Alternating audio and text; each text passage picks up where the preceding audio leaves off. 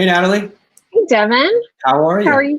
you? Good. How are you? I am doing well. Welcome to Talent Experience Live. Of course, our weekly look at all things HR, hot topics, interviews with industry leaders, and everything in between, covering everything from talent management to talent acquisition and all of the key stakeholders in HR. How are things going today? They're going well. Going? Still in my house, still quarantined. So, Yes. Yes. Well, you're not just in your house anymore. Now we are in everyone's house because, yes, of we are. course, we are broadcasting live on LinkedIn, Instagram, Facebook, Twitter, anything in between. I just don't think we're broadcasting live on MySpace at this point, but Not yet. Yeah, we're we still need working on it. approval. We're working on it. As always, if this is your first time joining us, please feel free to subscribe to any of those social channels I mentioned. We'll be doing this on a weekly basis at 12 noon Eastern time, and always bringing hot, exciting topics to the table. So, Natalie, I know we have an exciting episode today. What exactly are we covering? Yeah. So today we're actually going to be focusing on diversity and inclusion, and this is a very topical topic to be covering. There's been a lot of things and talks and conversations, especially recently, around social injustice in the United States. The Black Lives Matter movement, I mean, unless you've been really living in a bunker somewhere, has been near global, getting support with protests all over the country. The Supreme Court ruling for LGBTQ in the workplace that just recently got passed. And then Juneteenth was this past Friday. So, and what we're seeing there is that more and more organizations are recognizing this as a paid holiday for their employees. And there's been increased public pressure to recognize that holiday nationally. So a lot to really dig through and talk about with these topics for sure. 100%. And I know that the topic has come up. Actually, most of these topics have come up at my family barbecues, my Zoom meetings. Unfortunately, I had to tell my dad that Anchorman wasn't a real documentary and diversity wasn't an old wooden ship.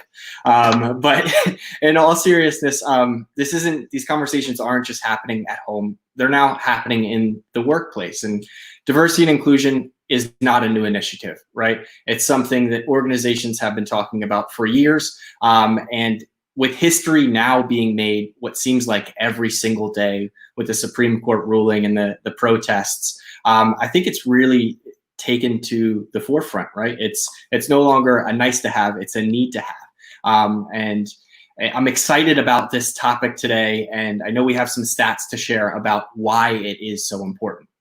Yeah, so the first one, which I think is so compelling, is that Glassdoor found that 67% of job seekers consider workplace diversity an important factor when considering employment opportunities. That's huge.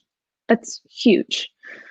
So, and more than 50% of current employees want their current workplace to do more to increase diversity.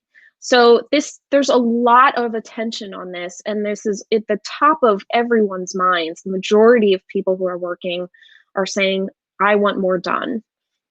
I mean, 50% is 1 in 2, right? That we both work at Phenom. That means one of us wants more done, right? The statistics are saying that, and I think both of us want more done everywhere, right? That's more than 50%. But this isn't just about demographics or workers, thinking of a nice to have to seek a more diverse workplace, right? According to Gallup, 45% of American workers have experienced discrimination or harassment in the past year. So that's a lot. And it's an issue that needs to be covered. And the only way we can do that is by having conversations like these, spreading awareness around diversity and inclusion and what to do. And companies with a higher than average diversity rate typically see about 19% more revenue. And that's according to the Harvard Business Journal. So not only is it doing the right thing and helping individuals who may be going through tough situations. But if you're looking at it from a monetary perspective, it also helps the business as a whole. And I think that this is really important, and I'm super excited to talk about it today. Yeah, me too. So today we brought in our guest and friend, who is a leader for D&I at Brother. They're an international provider of home office and business products. A lot of us have their printers lying around. And we're going to talk to Tony about how they're spearheading diversity and inclusion at their organization. So we've got some questions lined up, but as always, this is a live show, so please feel free to be active in the chat and ask questions that you may have right in the comments section. Yes, thank you so much. And I'll tell you what, this is not related to diversity and inclusion, but I can't tell you how much I miss a printer. I don't have one at home, and I used to love having printed out notes and being able to scribble on them. So I miss Brother's printer that is in our office, but this is not related. So without any further hesitation, let's bring Tony on from Brother to Talent Experience Live. Hello, hi Devin, hi Hi. Natalie, so happy to be here. Devin, clearly I need to send you a printer in the mail, so I gotta get an address. We'll be expecting something soon. Please, I miss printers as well. I would give it to you now, but we're live. I can't have that many people having my address. But thank you so much for joining us, Tony. We're excited to have you today. And I know that we talked about Brother and what they do and the printers that you are going to send me. But as tradition on Talent Experience Live, we always like to do a deep dive on people's LinkedIn. So could you tell us a little bit about yourself and work history? Sure, absolutely. So I graduated from the School of Management and Labor Relations at Rutgers University. My formalized degree is in Human Resources Management. I did HR traditionally first 5 years of my career, and recently within my organization I was actually transitioned over to marketing with the recruitment marketing employer branding function. That's where my experience lies. It's where I can fulfill my creativity, my passion. I'm just like all about it. But I also am very, very involved and active in learning about employee experience and design thinking and things of that nature. Essentially just making the workplace a great place for everybody involved, no matter what. I've also been gay my entire life. I came out of the closet when I was 15 years old, and I haven't looked back since. So that's where my experience lies. Amazing. So speaking of, with the Supreme Court ruling that just came out, what are your thoughts on what that ruling means for employees and diversity in the workplace? Sure. It's a long time coming, obviously. It was a huge, huge deal. And the ruling that just happened is something that queer people have been fighting for since the Stonewall riots of 1969. So, we've really been fighting for this for over 50 years. And a lot of people on this call will probably be surprised to know that prior to the ruling that happened just a week ago now, it was perfectly legal in more than 25 states in the United States to fire somebody for being gay. What the ruling does is it applies a new understanding to Title VII, which bars employment discrimination across the country on the basis of sex. And basically what they said was, if it was not for somebody's sex, sexual orientation, whatever it is, you would not be able to discriminate against them. So that's what the new ruling applies. So now everywhere in the country, as a queer person, you can be comfortable going into your workplace, not feeling fear that your employer is going to terminate you just because of who you are. And it's such a huge deal because this is something that millions of people across this country are going to be able to directly benefit from and be able to directly feel safe that I can bring my authentic self to work, and I don't have to worry about any repercussions. It's also juxtapositioned right now against the Black Lives Matter movement, everything that's going on in this country. I mentioned the Stonewall riots of 1969 as the start of the queer progressive movement, and we would not be here today if it wasn't for a Black trans woman by the name of Marsha P. Johnson, who is seen as the leader of the Stonewall riots and the queer rights movement. So quite frankly, you cannot support the LGBTQ community if you don't support Black people. So I just wanted to put that against it because it's very important in today's conversation as well. But huge decision, impacts millions of people. So excited that there's just so many people in this country that are going to directly benefit from it. And it's been decades in the making. So it's awesome.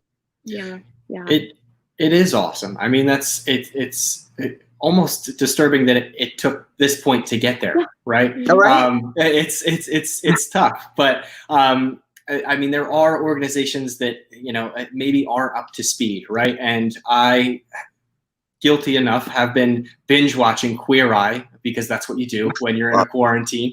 It's fantastic, but so many individuals who are on the show share heart-wrenching stories. So my question for you is, how can companies better support diversity and inclusion for their employees so that those stories that I've seen on Queer Eye don't continue to happen?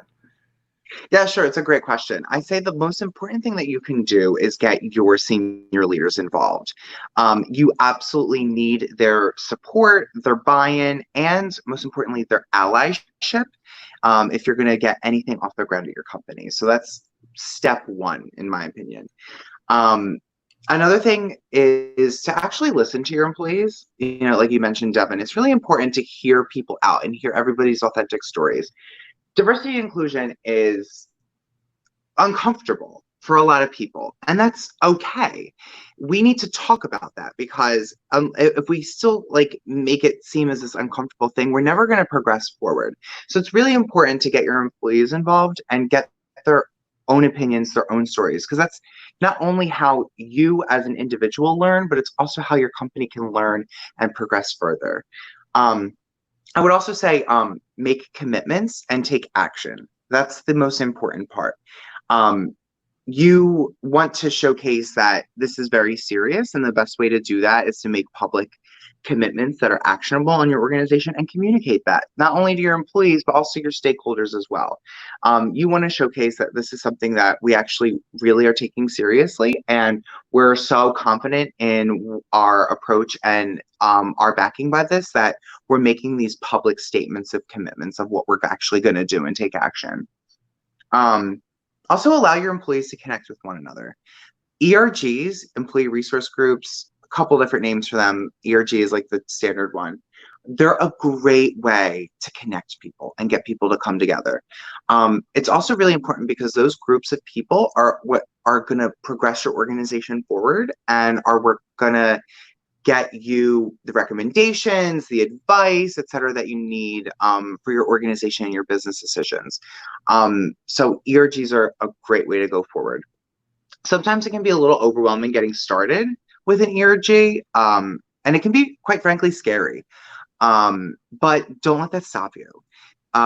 Unless somebody explicitly tells you no, just assume that, you know, you're going to move forward with this, and that's like the mindset that you should have in getting something like that off the ground. At Brother, I'm starting the LGBTQ ERG. So, you know, I've already assembled a core team of people, you know, it's in the works, had conversations, etc. I like to say that because, you know, you can always do better as an organization. You can always do more. And it's not where you're at or how far you have to go. It's, are you moving forward? So, you know, at Brother, like, we're moving forward with the LGBTQ ERG. We're moving forward with our diversity and inclusion committee and our action plans, etc. So it's really good to have the motivation to move forward, understanding where you're at and where you can go. And just knowing that, yes, it's an uphill climb, but it's okay because you have a lot of people supporting your back. So just trudge on and move forward with it, and you'll be set up for success no matter what. Yeah, absolutely. And that's so great. I mean, it must be so empowering for the people that are a part of that group. I imagine it's really helping give them a voice, and again, giving them that sense of belonging, that everybody, I think, it takes for granted that they feel like they belong somewhere. And for people who don't, then it's when you actually make that point to reach out through creating a group like an ERG and saying we're all alike and we all have a lot that we can connect on. I think that's really, really valuable, and that's awesome that brother is taking those initiatives. Oh yes, 100% for sure. Yeah. So what specific initiatives around D&I, if we can kind of unpack that a little bit, are you guys doing? Talk to us about some of the commitments that Brother has made. We'd love to hear more about that. Sure. So the first thing that we have is we have a diversity and inclusion team or committee of employees that are tasked with the responsibility of recommending, leading, advising senior leadership, Brother in general, in the organization, and how we can move forward with our diversity and inclusion strategy, tactics, etc. Also, in light of what has gone on in this country in the past couple of weeks, and it's not even the past couple of weeks, it's really like decades of police brutality and violence and oppression of Black people. So I think that a lot of organizations had a huge wake-up call in light of that, and it's time to actually start using our organizational power and voices to throw our support and cause behind something so important. So internally, Brother decided to make some commitments and actions on what we could do better, because you can always take a look at where you're at and see what can we do more. So the first thing that we did was we made a large donation, about $50,000, to the Equal Justice Initiative, which is an organization that is dedicated to addressing systemic racism and economic injustice in our society. We've also are developing entrepreneurial initiatives for Black-owned small businesses to support them and in support of minority education.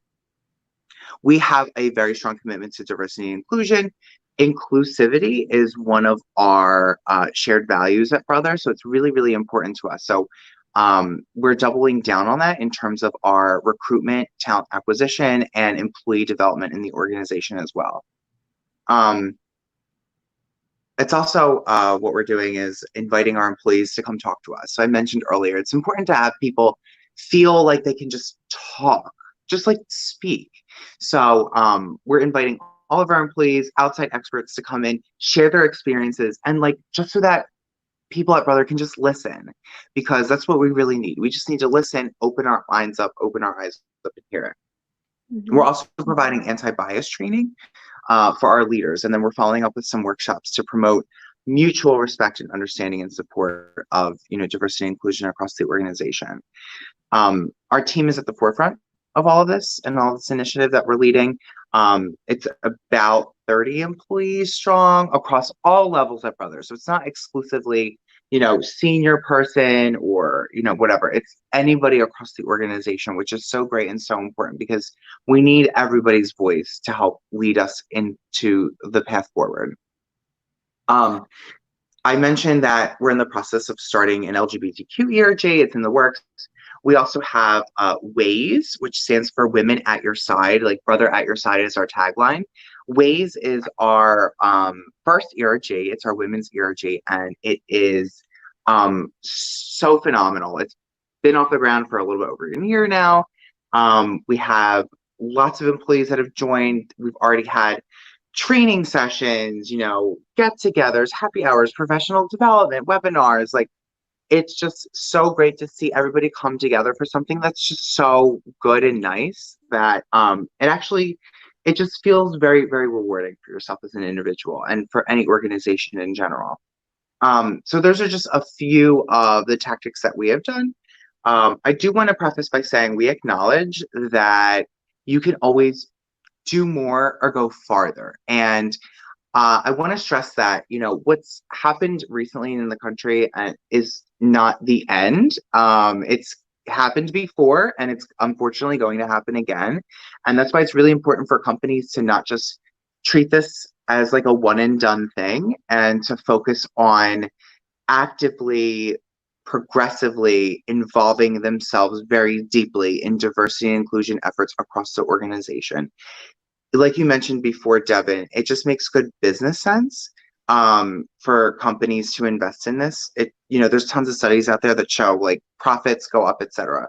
You just need to make sure that all of your employees can feel like they can be their authentic selves at work, because not only are they going to benefit from it, but your organization is going to benefit from it in general. So you always want to have a lens on this and focus on it always, and not just like one point in time.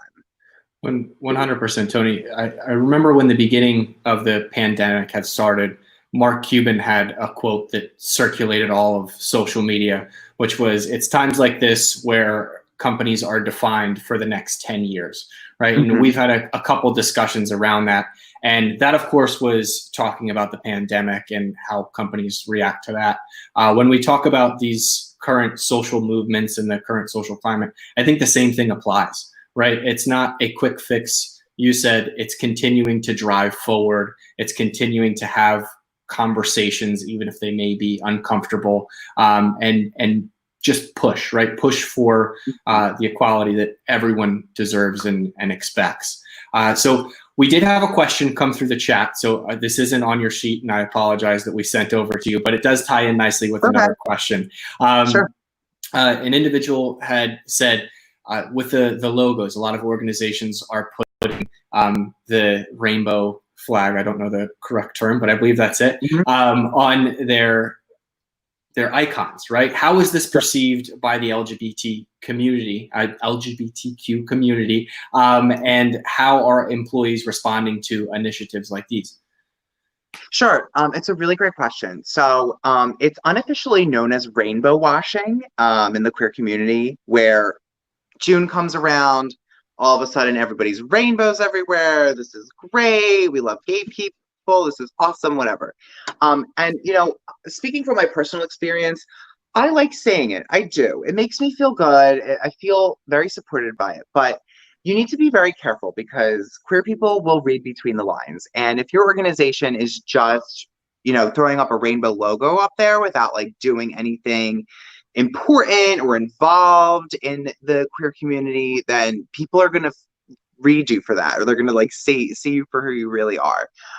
So I think it's fine, and I encourage it for sure. And it's a great way to not only uplift your stakeholders, your customer base, but also your employees as well. You just need to make sure that, you know, you're actually putting some meaning behind it, because otherwise then you're just not doing what you need to do to actually like help or uplift the community. You're really, it's kind of just like a facade if you're just throwing that rainbow up there and you're just saying, yay, this is great.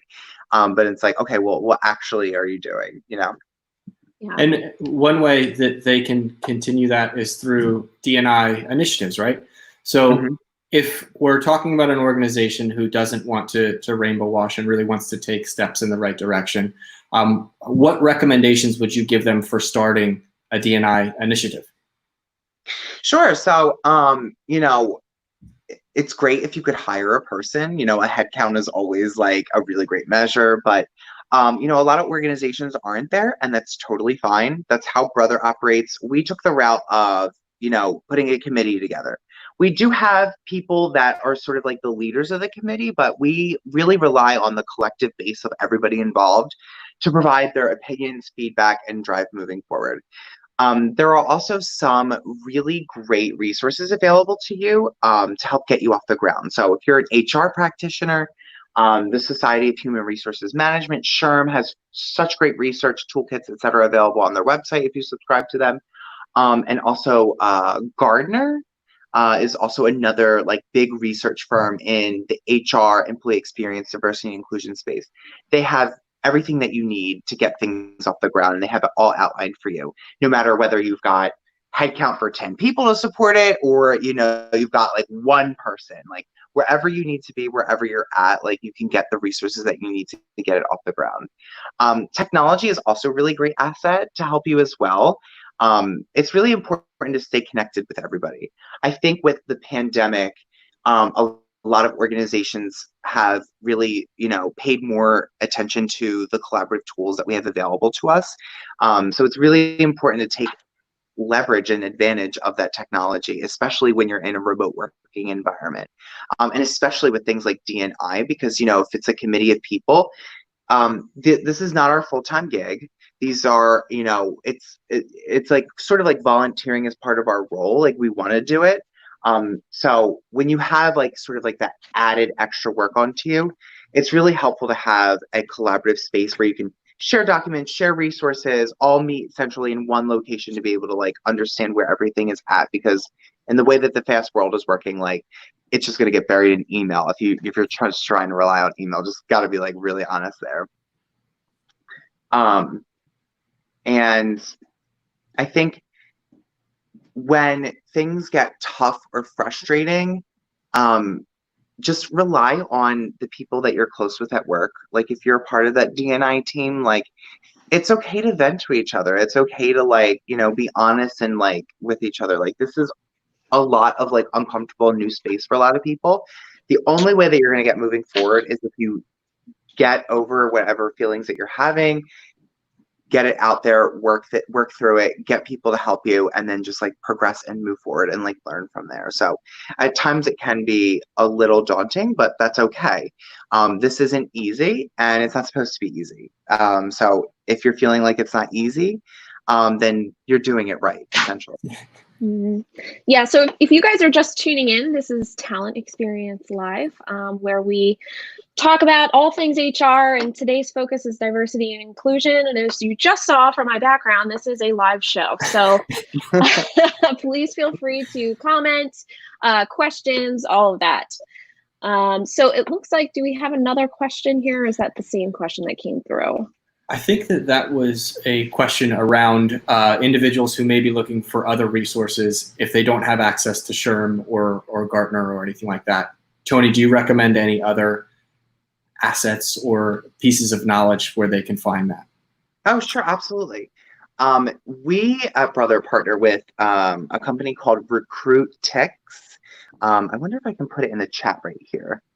Yes, I can. If you just easily Google RecruitX, diversity and inclusion, I think I just sent it through the live chat. Tell me if that didn't work or not. Oh, there it goes. I think it worked, yeah. Mm-hmm. Or was it the private chat, or should I do it in the regular one? Anyways, Google RecruitX, Recruit ICS, diversity and inclusion. The first link that'll pop up on Google is a hub of tons of resources, research, webinars, everything that you need available to you for free. So if you don't have access to, you know, like the paid subscription model or whatever, just Google RecruitX Diversity and Inclusion Hub, and you'll find like a bunch of resources that are free at your disposal.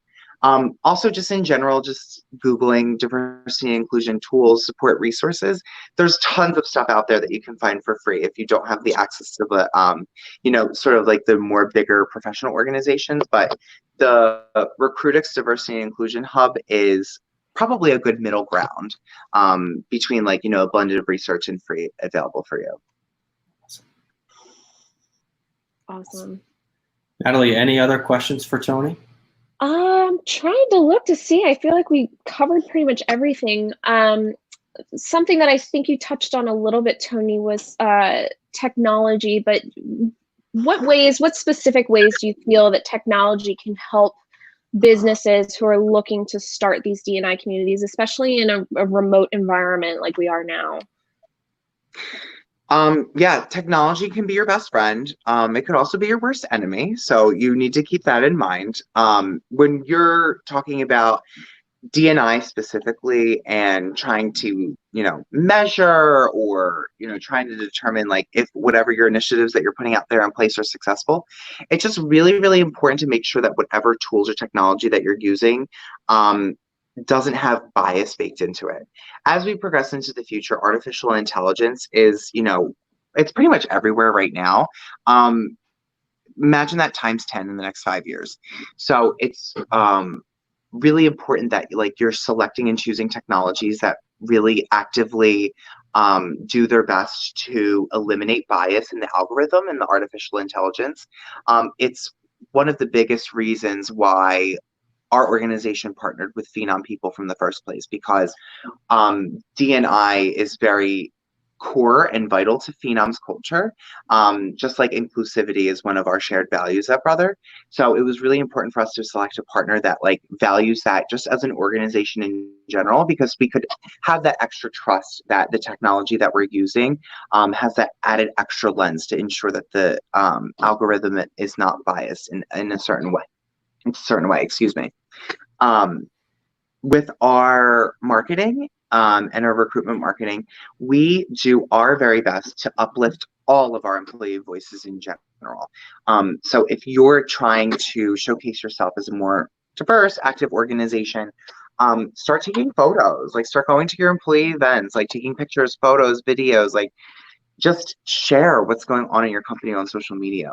Like just uplift all of those people in your organization that, maybe aren't like such a public facing presence. Like they're not like a leader in marketing doing like calls, webinars all the time or whatever. That's okay. Like just go to your employee events, take photos, share, say, this is what we're doing. That is the best thing that you can do just for D&I in general, is showing your authentic employees and uplifting their voices. And then, finally, you always want to partner with your marketing and legal teams, just to make sure that all the steps that you're taking are, appropriate, okay, authentic, like legal, and just like making sure that everything that you're doing with like a good sense and a good knowledge on your shoulder. Yeah, absolutely. Tony, thank you so much for joining us today. And as tradition goes around Talent Experience Live, we do ask one off-the-wall question. I shared with you I've been binge watching Queer Eye, but for Natalie and Tony, what have you been binge watching during quarantine? I've been binge watching Queer Eye too. I love that so much. So I'm actually outside of Philadelphia, so Phenom's like based in the Philadelphia area. So like I have yet to watch the new season, just because I know it's going to be one of those things with like the first 5 minutes I press play, I'm going to have to watch all of it. So like I have to like commit those 6 to 8 hours at some point. What am I binge watching right now? I have watched several times The Death and Life of Marsha P. Johnson, which is a documentary biopic on Netflix about Marsha P. Johnson, the Black trans woman that was seen as the face of the queer rights movement in the Stonewall riots. Such a good movie. You can learn so much about LGBTQ history just from this movie. We don't teach that in public schools here. We don't teach LGBTQ history. So a lot of people don't understand the struggle and the movement or whatever. Such a great movie, fabulous. You'll laugh, you'll cry. It's so great. Visible, out on television is another one. It's I think 6-part documentary series on Apple TV that explores the history of LGBTQ culture through the lens of television throughout the decades. They have every single celebrity on that show giving their advice, feedback. It's such a great show to watch. Also, 13th on Netflix is another really good movie about the intersection of race, justice, and mass incarceration here in the United States. Directed by Ava DuVernay, which is one of the prime directors of our time right now. Such another good movie, really, really important for knowledge, etc. From a general show standpoint, from like a guilty pleasure, RuPaul's Drag Race is my muse. It puts me in a happy mood every time I watch. There's an all-star season airing right now. They have 12 seasons of this show. It is one of those great things that you can binge. If you are sad, upset about anything in your life, put this show on. You will laugh, you will cry, you will feel so much better just after watching one episode. Definitely something I recommend, and my biggest guilty pleasure, but not really guilty pleasure because I love it so much. Awesome. I saw in the chat we had a couple other recommendations, so definitely be active in the chat. And one other question, I promise to let you go, but this one I think is an important one. Sure. What would you say is the most difficult part of implementing a D&I program? I think the most difficult part is being emotional. In business, it's kind of frowned upon, generally speaking, bringing emotions to work. You just can't not do that if you're talking about D&I, because it's a very personal thing for a lot of people, and that is okay. It's okay to be emotional. This is how people learn. This is how you progress forward. So I think the emotion in and of itself is the hard piece, because as a working professional, like we're trained to like, don't be emotional at work, like don't show emotion, like this and that. that's just hogwash. You have to show emotion with like diversity and inclusion. It's a lot of my passion on this call, you can tell, is like coming from like an emotional standpoint. Like, I'm a gay man, like, you know, I've faced adversity in my life. Like, I've grown up, like, you know, there's been times where I've had, you know, mental challenges, and you know, the suicide rate for queer youth is like 4 times the normal rate of normal people. It's okay to talk about this stuff. It's uncomfortable, it's personal, it's emotional, but it's how we learn and how we grow through it. So I would say that the most difficult part is being emotional, and my advice is that you have to do that. You have to be emotional. Otherwise, you're not going to get anywhere, and you're not going to get through it. Tony, Beautiful thank you parting advice. so much. That was spectacular. Thank you. It was a pleasure having you on. I can certainly say that. And I wish you the best. Thank you so much. So glad to have been here. So thankful for you having me. I hope it was a really great experience for everybody involved. And if anybody has additional questions or follow-up, please feel free to reach out to me on LinkedIn or message me. My name on there is officially Anthony Prudente. You can call me Tony. It's what I say to most people. But I'm always happy to like provide additional advice, feedback in the future. And thank you again so much for having me. I really appreciate it. Thank you, Tony. Thank you, It was Tony. great to We see really you. appreciate it. Thanks. Yeah. Take care. Bye. Bye-bye. Natalie, that was awesome. It was. I just love Tony. He's fantastic. A wealth of knowledge. I learned more than I think I ever possibly was expecting going into that. And I know we covered a bunch of great stuff. But the one thing we didn't cover was we didn't show it at all, right? We didn't show where people can access this sort of stuff. So I think we have another guest, right? Yes. We definitely have another guest. Who am I kidding? Yes. So with that, we'll go right ahead. We'll bring Sumita on. Sumita, how are you? Hey, Devin. Hey, Natalie. I'm doing well. How about you guys? That was a really great first half of the presentation. Learned so many good insights from Tony. Yeah, you guys did great. It was exciting stuff. So, Natalie, I just stepped on your toes. I'm going to hand the floor over to you for a moment. I apologize. No worries. So we asked Tony, and Tony kind of talked about how he's showcasing D&I via the Brother career site and employee experience. And we wanted to ask you a little bit, since you're the product manager for internal mobility employee experience at Phenom. What can you expect what are the steps that you should start to take if you're wanting to take that next step and start showcasing more diversity and inclusion with your Phenom platform? So we've seen that a lot of companies on their external career sites, they really have good branded pages that showcases all the different diversity, how they want to attract candidates. What we don't see very frequently are the same information that's available for employees once they do become employees, to find out more about the diversity initiatives. So for customers that have our employee experience, we do have a module called Diversity and Inclusion, which really enables them to create ERGs, employee resource groups, and allows employees to see them. Companies can really brand these as they want, and then other employees can find them and join these groups, etc. That's great. And for those of you just joining now, this is Talent Experience Live. We are chatting all things diversity and inclusion with Sumita. And Sumita, would you be able to show us what some of those D&I pages may look like? Sure. Give me 1 second.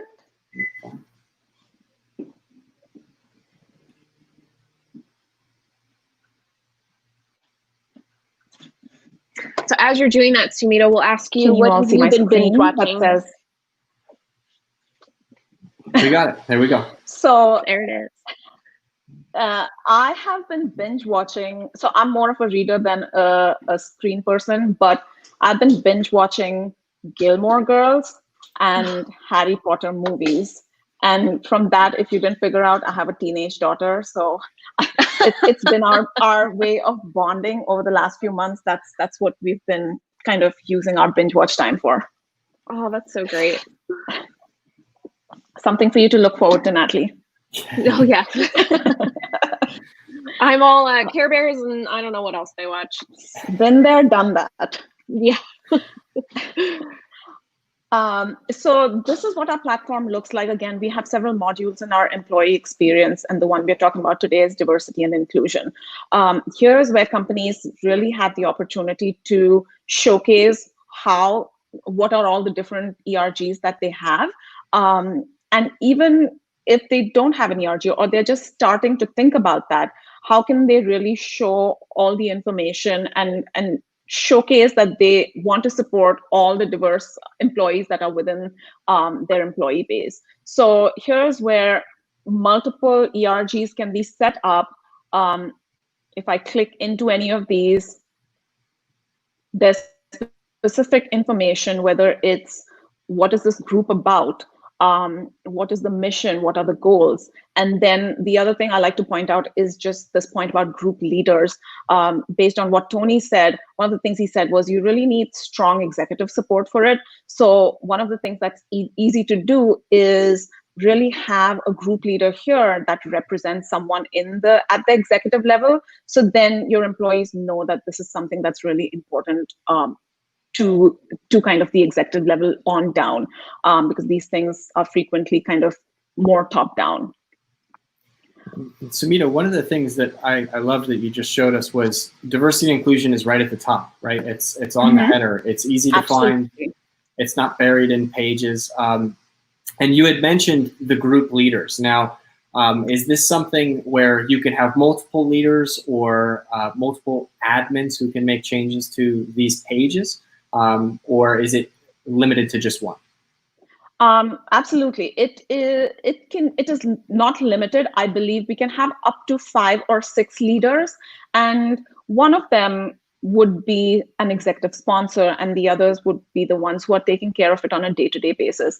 Of course, for large companies, you want to have a lot more leaders or admins who can manage whether it's different locations or different departments. So you can have up to 6 leaders, and any of these leaders can manage the information that's in here. So it's all very self-service in terms of what's the information that shows up here, what's your mission and vision, and then what else will show up once you do join one of these ERGs. And then the other thing I wanted to point out was there is no limitation for you to join an ERG. I don't have to be LGBTQ in order to join this. This is more like kind of showing support for employees. So I can join a Pride Alliance ERG because it's a cause that's important to me, and I believe in the equality of all the employees. That makes sense. So in terms of setup, talk to us about, how does one get started? So for our current customers who are thinking, this is the next step we want to take, can they leverage their existing resources in the content management system? So if they already have photos and branding and things like that, kind of what next steps do they take there? Absolutely. All this is configurable in the CMS. So whoever manages the content and brand and marketing of the external site as well as the internal site, they would be able to go in and really edit all this information and add it in there. They'd even be able to assign group leaders in there, change the content in here, and then some of the other information that shows up after you join, which I can show in a second. Now, Sumita, while you show us that, one thing that Tony talked a bunch about was the ability to gather images, right, of events and things that are happening. Would the ERG page be an area where you could potentially post an event that is happening and spread some awareness that way? Absolutely. So when you come here, again, when I join an ERG, there's a few different things I can do. One is really know what the events are.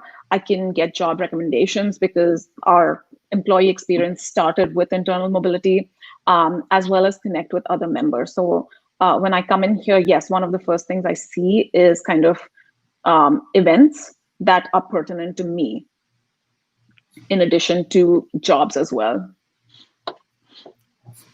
So we talked with Tony about how important D&I is.